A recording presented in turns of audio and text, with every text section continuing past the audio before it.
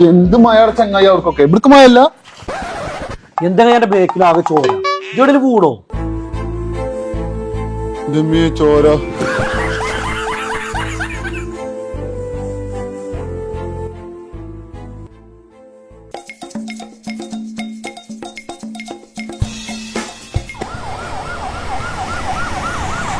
ഇങ്ങോട്ട് നടത്തിക്കോളി.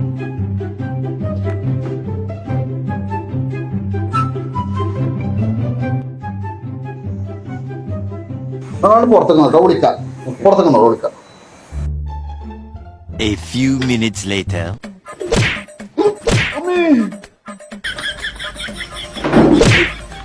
എവിടുന്നാണ് ഇത് വാങ്ങിയത്?